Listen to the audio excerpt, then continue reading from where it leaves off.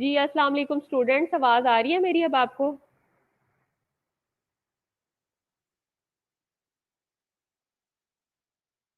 आवाज़ आ रही है स्टूडेंट्स आपको अब मेरी क्लियर है वॉइस?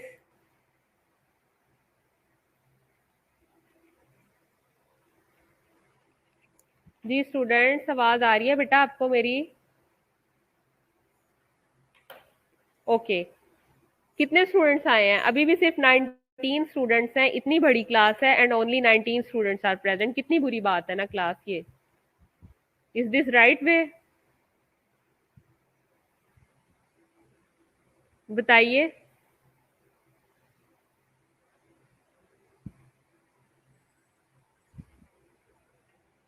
जी स्टूडेंट्स, क्या ये राइट वे है आपका? मुझे बताएं। बाकी स्टूडेंट्स, जेनिवर, बाकी स्टूडेंट्स बेटा किधर हैं?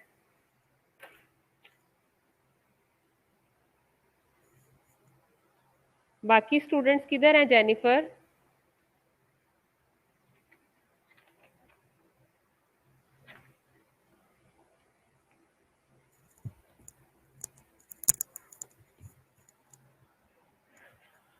तो बाकी स्टूडेंट्स किधर हैं? फिर पढ़ाना चाहिए आपको क्या?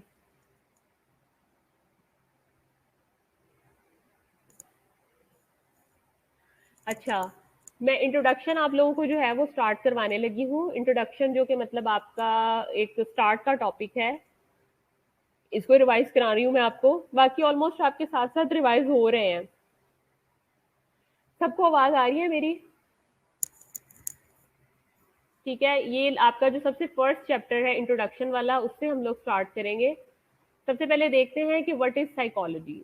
कहता है the scientific study of the behaviour and mental process and how they are affected by an organism physical state, mental state and external environment.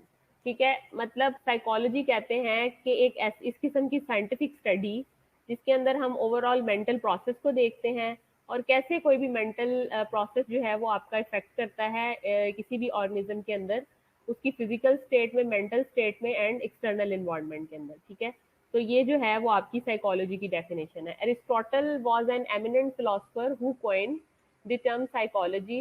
That's why psyche and logos, psyche means soul and logos means study. ठीक है, psyche का मतलब होता है कि आपके पास लोग, और लोगोस मीन्स पीपल, जिसके ऊपर हम स्टडी कर रहे हैं। Most people think of psychology as the study of the differences between people. जब डिफरेंट साइकी के लोगों को हम लोग स्टडी करते हैं तो वो साइकोलॉजी के अंदर आती है। ठीक है, तो most people think of psychology as study of difference, यानी कि नफीसा और अमारा का क्या डिफरेंस है, यासिर और तलहा का क्या डिफरेंस है, मतलब उनकी सोच का क्या डिफरेंस है। ठीक है, तो इसमें कहते हैं, लेकिन वो ये कहता है कि हम सिर्फ और सिर्फ सिमिलैरिटीज को नहीं देखते, हम बल्कि डिससिमिलैरिटीज को भी देखते हैं। All organisms function in an environment that is constantly presenting them with the problems and challenges that must be solved.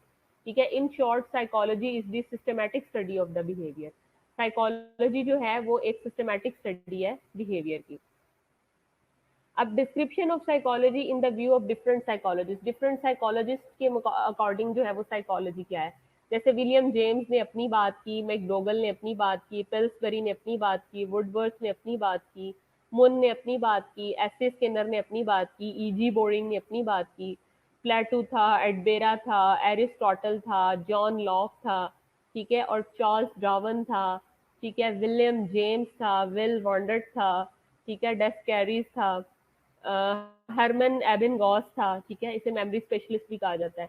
तो सबसे पहले देखते हैं कि विलियम जेम्स ने क्या बात की थी। विलियम जेम्स ने 1890 के अंदर बताया कि the description and the explanation of the state of consciousness, मतलब कॉन्शियस पार्ट की स्टडी जो है ब्रेन की। जैसे कि मैंने आप लोगों को तो ऑलरेडी पता है, आप लोग साइकोलॉजी पहले भी पढ़ी है आपने मेरे से, तो आपको पता है कि जो कॉन्शियस पार्ट की स्टडी है वो क्या कहलाती है, वो विलियम जेम्स ने बताई थी। मैकडोगल ने बताया था कि साइकोलॉजी में be best and the most comprehensively defined as the positive science of the conduct of the living creature, यानी कि जिंदा चीजों की जो भी स्टडी होती है वो, उसने बताया कि लिविंग क्रिएचर और पॉजिटिव साइंस है ये।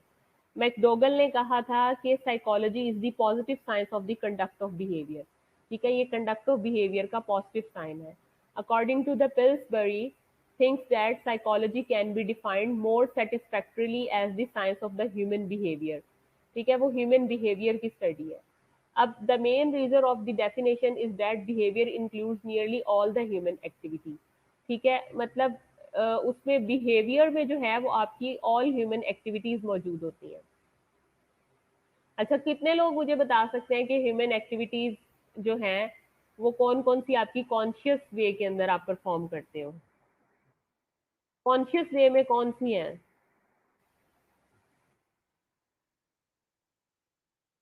कॉन्शियस वे में कौन कौन सी हैं आपके पास ये एक्टिविटीज?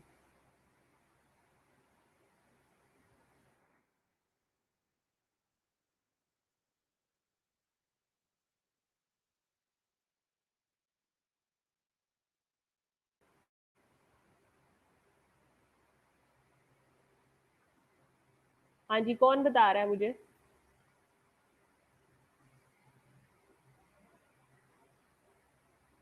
किसने बताया है? किसी ने भी नहीं बताया मुझे तो। बेटा कॉन्शियस पार्ट आपको बताया था ना मैंने, पर्सनैलिटी के शाबाश। टॉकिंग है, ईटिंग है, रनिंग है, वॉकिंग है, ह्यूमन एक्टिविटीज है, कॉन्शियस ह्यूमन एक्टिविटीज है। गुड। सिर्फ जेनिफर को पता है क्योंकि जेनिफर ही साइकोलॉजी पढ़ती है, और किसी को भी नहीं पता, बाकी सारे जी जी जी जी मैम करते रहते हैं बस। वुडवर्ड के according psychology is the science of the activities of the individual in relation to its environment. अब जब साइकोलॉजी का रिलेशन हमने इन्वायरमेंट के साथ बनाना होता है तो तब जो बात की जाती है, जिस साइकोलॉजिस्ट ने बात की वो वुडवर्ड ने की थी। मुन के according psychology today concern itself with scientific investigation of the behaviour.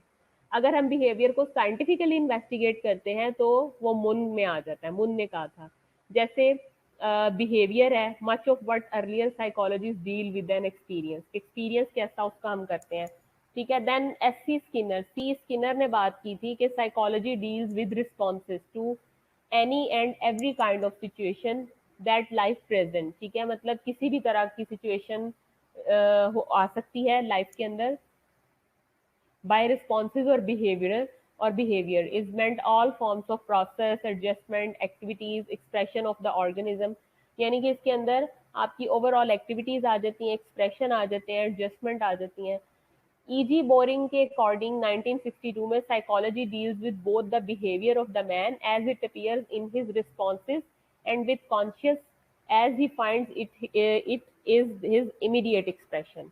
ठीक है, इजी बोरिंग के अकॉर्डिंग ये है कि इसका जो इमीडिएट एक्सप्रेशन है वो आपका साइकोलॉजी के अंदर आ जाता है।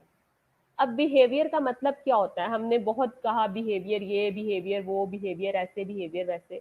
What is the actual meaning of the behaviour? The aggregate of the responses और रिएक्शंस और movements made by an organism in any situation. किसी भी सिचुएशन के अंदर ओवरऑल जो रिस्पॉन्स होता है, रिएक्शन होता है मूवमेंट का, ठीक है, वो बिहेवियर कहलाता है। It includes anything a person और animal does that can be observed in some way. जो किसी भी वे से जिसको जो है वो ऑब्जर्व किया जा सकता है। Behaviour can be observe recorded and studied. Behaviour को ऑब्जर्व भी किया जा सकता है, ऑब्जर्व भी किया जा सकता है, और उसको रिकॉर्ड करके स्टडीड भी किया जा सकता है। All behaviour is goal oriented. अब देखा जाए तो जितने भी आपके पास बिहेवियर होते हैं वो गोल ओरिएंटेड होते हैं। In other words our behaviour is generally motivated by a desire to attain a goal. ठीक है, और हमारा, हम जैसे बीएसएन में आए हैं तो बीएसएन में आने का हमारा गोल क्या है यार? हम लोग बीएसएन ग्रेजुएट होके क्या करना चाहते हैं? जॉब करना चाहते हैं। ठीक है, फैमिली को सपोर्ट करना चाहते हैं, आगे फर्दर एजुकेशन लेना चाहते हैं, सोसाइटी में अपना एक पॉजिटिव रोल प्ले करना चाहते हैं। तो all human behaviour is learn. ठीक है, मतलब बाकी डिसिप्लिन को हमने देखा तो बाकियों में उस तरह से इतनी प्रोफेशन की जो थी वो इतनी ज्यादा इंपॉर्टेंस नहीं दिखी गई जितनी कि इसमें थी। तो इसलिए हमने बीएसएन को अपना फ्यूचर गोल बना लिया।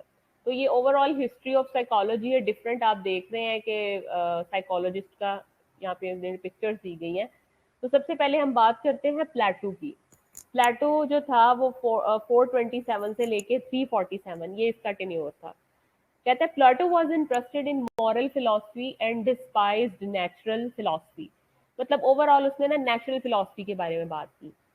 ठीक है, कि ये जो आपके पास नॉलेज है ना ये इंफीरियर और अनवर्दी सी थिंग है। मतलब everything is philosophy, everything is a natural thing which is behaviour. ठीक है, तो believe we are born with the complete knowledge and within our soul. उसका कहना ये था कि ऐसा नहीं है कि किसी किस्म का कोई एक्सपीरियंस हो तो हम थियरी नॉलेज गेन करें, थियरी हमारे अंदर बिहेवियरिज्म आए, नहीं, बल्कि उसका प्लेटो का ये कहना था कि हम ये सारी चीजें जो हैं वो इननेट सीखे सिखाए ऊपर से आते हैं, अपने जिस्म के अंदर ये चीजें लेके आते हैं। लर्निंग को उसने कहा कि a process of inner reflection to discover the knowledge within us, कि ये एक इनर रिफ्लेक्शन है to discover the knowledge within the us, कि जिससे हम नया नॉलेज निकालते हैं। देन आ जाता है आपके पास डेमोक्राइटस ऑफ एडबेरा, founder of the atomic theory, basically ये फाउंडर था एटॉमिक थ्योरी का। इसने कहा कि all things even humans are composed of minute invisible indestructible particles of the pure matters which move about eternally in infinite empty spaces। ठीक है, इसका ये कहना था कि ह्यूमन जो है वो इनफाइनाइट चीजों से, इनफाइनाइट पार्टिकल से मिलकर बना होता है। He also explains different parts of body are made up of different kind of particles which differ in their functioning. उसने क्या बताया कि डिफरेंट बॉडी पार्ट्स जो है वो डिफरेंट पार्टिकल से मिलकर बने होते हैं जिनका डिफरेंट फंक्शंस होता है। Democritus explained all changes in the world as changes in the motion of the atoms or the way that they were packed together। ठीक है, मतलब उसने एटम, मॉलिक्यूल और दूसरी सारी चीजों की उसने बात की। This brought mathematics into the fundamental physical role since the whole of the structure proposed by Democritus was quantitative and subject to the mathematical laws। मतलब उसने सारी की सारी चीजें क्वांटिफिकेशन बेस्ड दी, मैथमेटिकल लॉज उसने इंट्रोड्यूस करवाए। Another fundamental idea in the Democritus theory is the nature behave like a machine, कि nature किस तरह से बिहेव करती है like a machine. It is nothing more than a highly complex mechanism, यानी कि ये एक हाईली कॉम्प्लेक्स मैकेनिज्म है।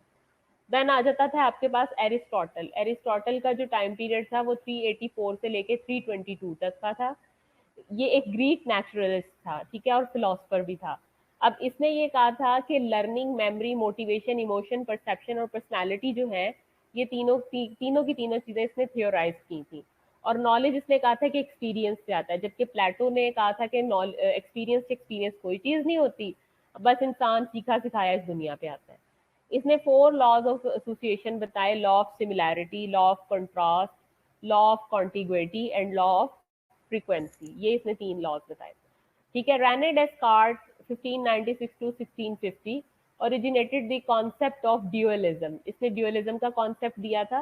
Viewed mind and body as the interactive machine, यानी उसने कहा कि माइंड और बॉडी ड्यूअल चीजें तो हैं और ये आपस में इंटरैक्ट भी करती हैं। Stated that the mind could follow body and vice versa, कि माइंड और बॉडी जो है वो वाइस वर्सा फॉलो करते हैं एक दूसरे के साथ। Propose the idea of both voluntary and involuntary behaviour, और उसने आइडिया दिया बोथ वॉलेंट्री और इनवॉलेंट्री बिहेवियर का। वॉलेंट्री एक्शंस वो होते हैं जो हमारे कंट्रोल में नहीं होते, हमारे कंट्रोल में होते हैं, और इनवॉलेंट्री एक्शंस वो होते हैं जो हमारे कंट्रोल में नहीं होते। Ruled out areas other than the brain, और ब्रेन के अलावा उसने दूसरी चीजों के ऊपर, दूसरे स्ट्रक्चर्स के ऊपर भी उसने गौर किया मेंटल फंक्शनिंग के लिए। ठीक है, नेक्स्ट आ जाता है जॉन लॉक। जॉन लॉक जो था उसने कहा था knowledge should be acquired by careful observation, के नॉलेज जो है वो एक केयरफुल ऑब्जर्वेशन से जो है वो आता है। नो इननेट आइडियाज नॉलेज, किसी किस्म का इननेट आइडियाज या नॉलेज एक्सपीरियंस नहीं होता। Mind is a blank slate written on the experience, mind जो है वो एक ब्लैंक स्लेट है और इस पे हमने जो चीजें हम एक्सपीरियंस करते हैं वो हम लिख लेते हैं। देन आ गया आपके पास Charles Darwin. Charles Darwin studied the evolution of finches and expanded this study to include humans। ठीक है, उसने जितना भी एवोल्यूशन का प्रोसेस था उसके ऊपर बात की। जैसे पिछले जमाने में सांप के बाजू नहीं थे, ठीक है, इसी तरह से अपेंडिक्स थी, ठीक है, ऐसे ऑर्गन्स जो कि फंक्शनल नहीं थे। Oppose religious teaching of the time by suggesting that man had a common ancestor of the lower species. जैसे मंकीज से इंसानों का इर्तिका हुआ, ठीक है, मंकीज पहले जो थे वो क्या थे, वो मतलब लोअर लेवल स्पीशीज थे, वर्टिब्रेट्स थे, लेकिन जो ह्यूमन है वो मंकीज से आगे एडवांस हुए। ठीक है, विलियम वॉन्डर्ड, जिसको फादर ऑफ साइकोलॉजी भी कहा जाता है, प्रोफेसर और philosophy, and he established the first laboratory for experimental psychology in 1879 में। ठीक है, लेपिजिग जर्मनी के अंदर जो पहली लैब बिल्टअप की गई थी वो विलियम वॉन्डर्ड ने बनाई थी, and intended to make a psychology at the reputable science. और उसने कहा कि साइकोलॉजी जो है वो एक रिप्यूटेबल साइंस है। Many American psychologists eventually went on to study in Leipzig, और इस तरह से फिर बहुत से अमेरिकन साइकोलॉजिस्ट थे जिन्होंने के मूव करना शुरू कर दिया लेपिसबैग की तरफ, जहाँ पे उन्होंने मतलब के यहाँ पे जाके तालीम हासिल करना शुरू कर दी फर्दर। विलियम वॉन्डेट जो था, इसका most of his experience on the perception and science sensation, इसका ज्यादातर काम जो था वो परसेप्शन और सेंसेशन पे था। Did not think that high order mental process could be studied experimentally, और इसने जो था वो हायर ऑर्डर मेंटल प्रोसेस की इसने बात की थी। Trend in medicine and philosophy, ठीक है, ये मेडिसिन और फिलोसफी के अंदर ट्रेन था। He wrote many books about psychology, philosophy, ethics and logic, और इसने बहुत सी बुक्स लिखी थी जो कि साइकोलॉजी बेस्ड थी, फिलोसफी बेस्ड थी, एथिक्स और लॉजिक बेस्ड थी। देन ईबी टेक्नर है। ईबी टेक्नर जो था वो वॉन्डेट का स्टूडेंट था, टॉट आर्ट कॉर्नल यूनिवर्सिटी, ठीक है, कॉर्नल यूनिवर्सिटी से ग्रेजुएट था। इसने मेंटल एक्सपीरियंसेस की स्टडी की थी। स्ट्रक्चरलिज्म पे इसने बात की थी। Structuralism is one of the school of thought of the psychology, and he analyse sensations, images, feelings into their most basic element, यानी कि बहुत बेसिक से इसने इन सारी चीजों के ऊपर डिस्कस किया। विलियम जेम्स का जो टेन्योर था 1842 से लेके 1910 तक था।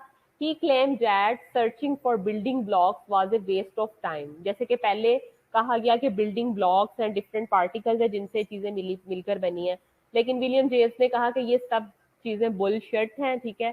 बेसिकली जो है वेस्टेज ऑफ टाइम है। बेसिकली ब्रेन एंड माइंड जो है वो constantly changing focused on time है, ठीक है। ब्रेन और माइंड का ही मेन काम है साइकोलॉजी में।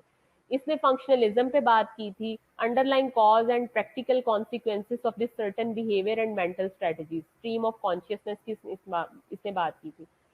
देन आपके पास आ जाता है हर्मिन एबेनगॉस। हर्मिन एबेनगॉस ने जो था वो पब्लिश किया था क्लासिकल स्टडीज को on memory, nonsense, syllables and learning curve, ठीक है।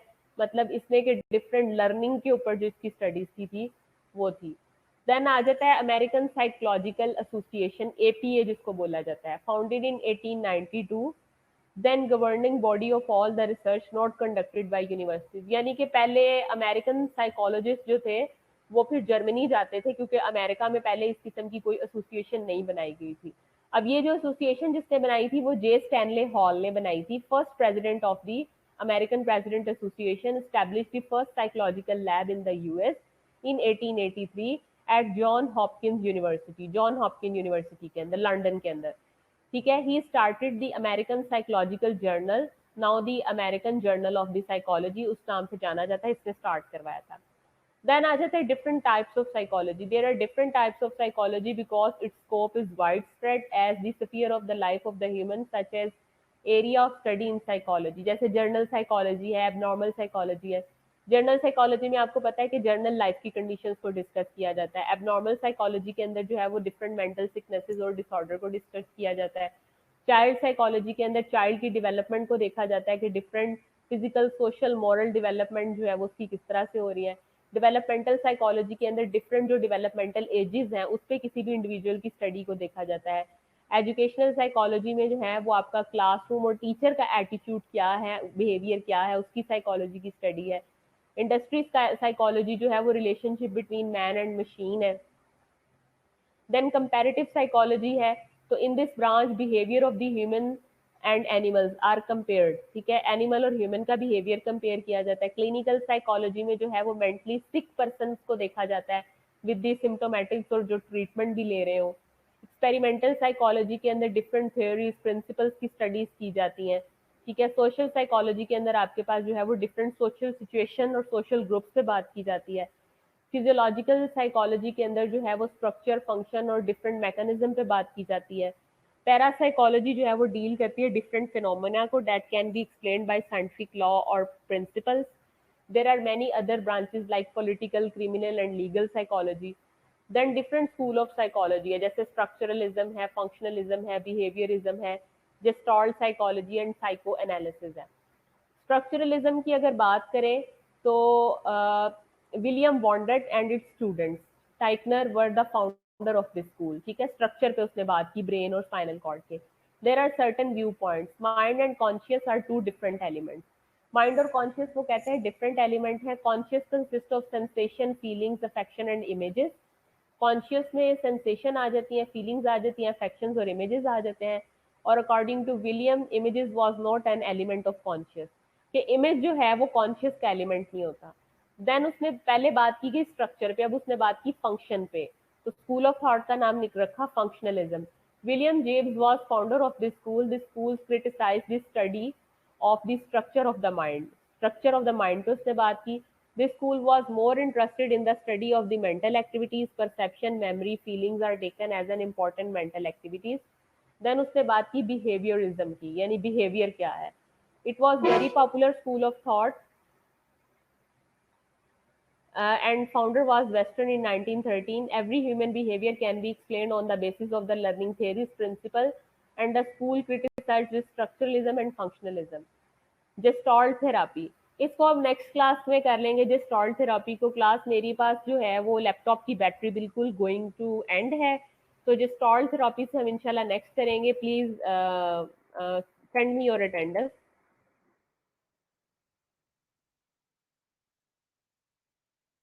मेरे पास लैपटॉप की बैटरी जो है वो कम है, अब जल्दी से मुझे अपनी अटेंडेंस सेंड कर दें। अभी ये बंद हो जाएगा विद इन अ मिनट्स, बल्कि with in a seconds. Please hurry up class, मुझे जल्दी से अटेंडेंस सेंड कर दें। जेस्टॉल्ट थ्योरी जो है वो हम नेक्स्ट कर लेंगे।